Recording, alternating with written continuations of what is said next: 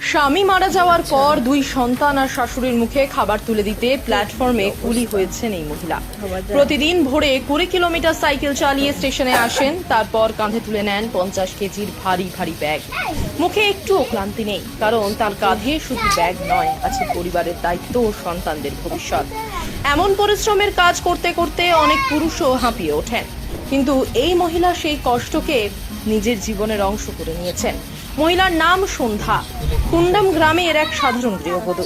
জীবন বদলে যায় 2016 সালে, যখন হঠাৎ করেই মারা যান তার স্বামী। কাটনি রেল স্টেশনের একজন কুলি ছিল তার স্বামী। সংসারে তখন দুই সন্তান এবং এক বৃদ্ধ শাশুড়ি। আয়ের কোনো পথ নেই, চোখের সামনে যেন আধার। কিন্তু ভেঙে পড়েননি সন্ধ্যা। সংসার চালাতে, বাচ্চাদের মুখে ভাত তুলে দিতে এবং শাশুড়ির ওষুধের খরচ জোগাতে তিনি সিদ্ধান্ত নেন স্বামীর কাজটি নিজের কাজ তুলে নেওয়ার। 2017 সালের কাটনি রেল স্টেশনে কুলি নম্বর 36 হিসেবে শুরু হয় তার নতুন পরিচয়। প্রতিদিন ভোর 4টের সময় ঘুম থেকে উঠে সারাদিন যাত্রীদের ব্যাগ কাঁধে তুলে এক ট্রেন থেকে আরেক ট্রেন, এক প্ল্যাটফর্ম থেকে আরেক প্ল্যাটফর্মে ছোটেন। 50 কেজির ব্যাগও তার জন্য সমস্যা নয়। সমস্যা কেবল তখনই হয় যখন কেউ প্রশ্ন তোলে, মহিলা হয়ে কুলি? কিন্তু সন্ধ্যার উত্তর সোজা, এই কাজেই আমার সন্তানদের মুখে ভাত জোগাই। কাজ ছোট হয় না, মন ছোট হলে সবই ছোট লাগে। স্টেশনের কোলাহল আর কাঁধের ভার শেষ করে যখন সন্ধ্যা ঘরে ফেরেন, তখন তার দায়িত্ব শেষ হয় না।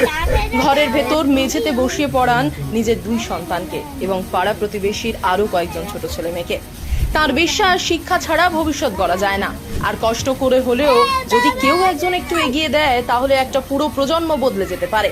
সন্ধ্যা নিজে খুব বেশি পড়াশোনা না জানলেও তার মধ্যে আছে শেখার ইচ্ছা, শেখানোর সাহস। তিনি বলেন, আমি উচ্চশিক্ষায় শিক্ষিত নই, কিন্তু যতটুকু জানি সেটা দিয়ে যদি কারো কাজে লাগে, সেটাই সবচেয়ে বড় কাজ, সেটাই সবচেয়ে বড় আনন্দ।